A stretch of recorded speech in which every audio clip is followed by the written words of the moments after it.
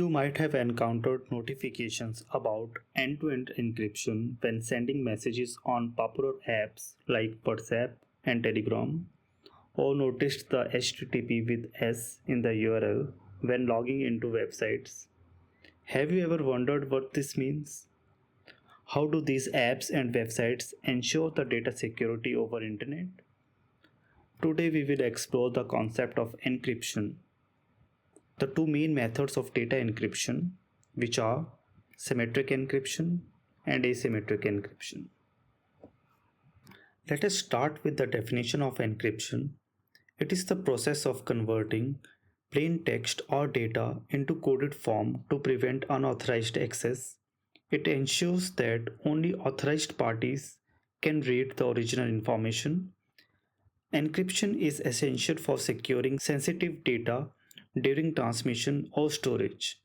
The two primary types of encryption are symmetric encryption, asymmetric encryption. Let us start with symmetric encryption. It is a method of encryption where the same key is used for both encrypting and decrypting the data. This technique is very straightforward and efficient. Let us visualize the whole process. Suppose a user has a document which he wants to share with another user by using symmetric encryption. In this technique, first he will generate a key and encrypt the document which he wants to share. Then, an encrypted version of the document will be sent to the other user. The recipient who gets this encrypted document will also require the same key which was generated in the first place to convert the document into readable format. The user who doesn't have the key will not be able to get the readable format of the document. A notable challenge of the symmetric encryption is the secure exchange of the secret key between the parties before communication. Now, let's dive into the implementation of symmetric encryption. There are several well-known algorithms for symmetric encryption, but for simplicity, we will be using exclusive OR bitwise operator. The exclusive OR operator has a unique property that we will leverage here. That is, if A XOR B equals C, then C XOR B equals A and C XOR A equals B. Using this property, we can encrypt and decrypt data. Let's see how we can perform encryption. By applying exclusive OR operator to the original data and the key, we can produce encrypted data.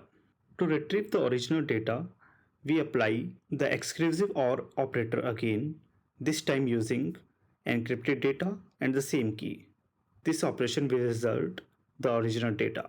If this concept seems unclear, then try to substitute A with data, B with key, and C with encrypted data. Now let's take a closer look at how exclusive OR operator works. Exclusive OR will return 0 if both the inputs are same, that is, either both of them are zeros or ones. Exclusive OR will return 1 for 1 and 0 and 0 and 1 as inputs. Let us try to implement what we just discussed. I am going to use Java as a programming language and IntelliJ IDEA as an IDE. I have already defined a class named Symmetric Encryption. Now I will going to define main method inside the same. Now suppose a user wants to send a message that is a secret message to some another user and wants to encrypt this message using symmetric encryption. For that, he need to define a key as well. Now let us define a key. Key should be completely random and does not follow any pattern. If key's value repeats due to its short length, a recognizable pattern may emerge, and an attacker can have a clue of it. To generate a random key, we will be going to use a third-party library, that is org.apache.commons. This library supplies a class name random string utils, which has a method name random alphabetic. This method accepts an integer and will generate a random string of this particular length. In this case, we want to generate a key of length as of the message. Thus, we are passing message length. Let us try to print out both message and key in the console.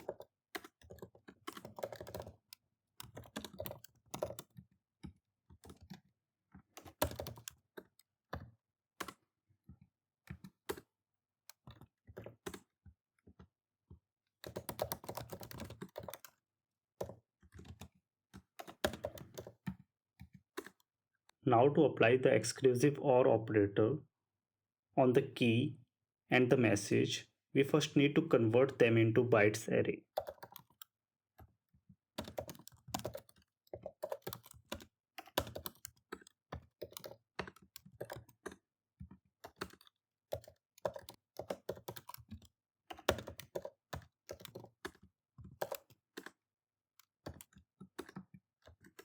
Now to perform the encryption, we need to loop through the bytes array. We need to pick each byte of message and key and perform the exclusive OR operation on them.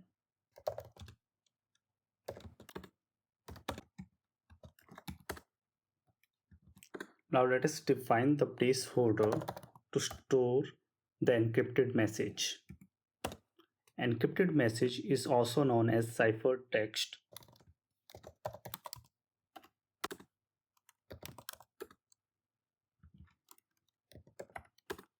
This encrypted message will be of the same length as of message bytes. In Java, this cap operator is the exclusive OR operator.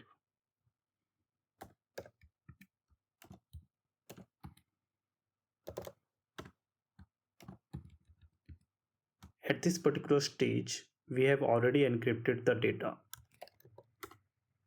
Let us print this encrypted data.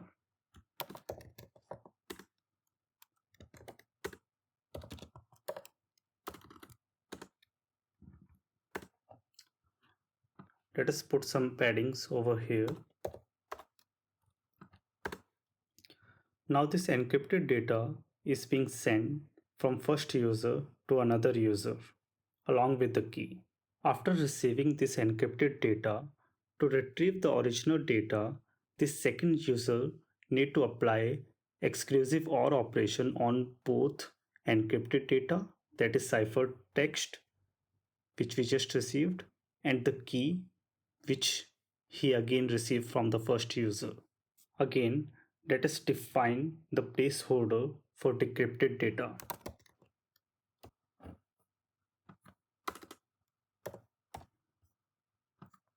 This decrypted data is of the same length as of the ciphertext which he just received from the first user.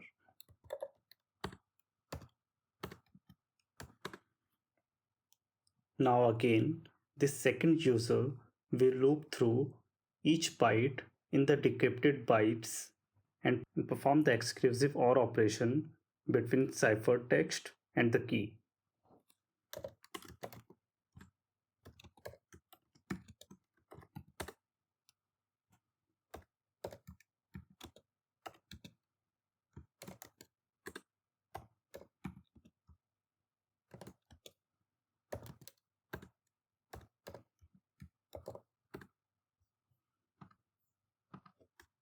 At this particular stage, this second user has already decrypted the data which he received from the first user.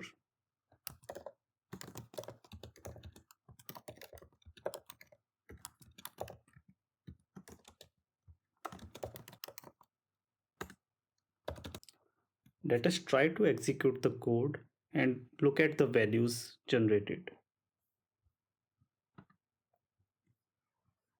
This is the original data which first user was having on his hand. This is the random key which he has generated on his end again. This is the encrypted data which he generated after performing exclusive OR operation on original data and the random key. Then this encrypted data is being sent to the second user. This second user is already having this generated key.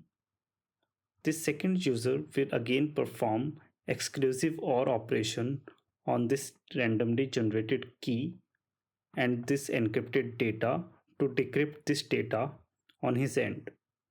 And finally, second user is having this decrypted data.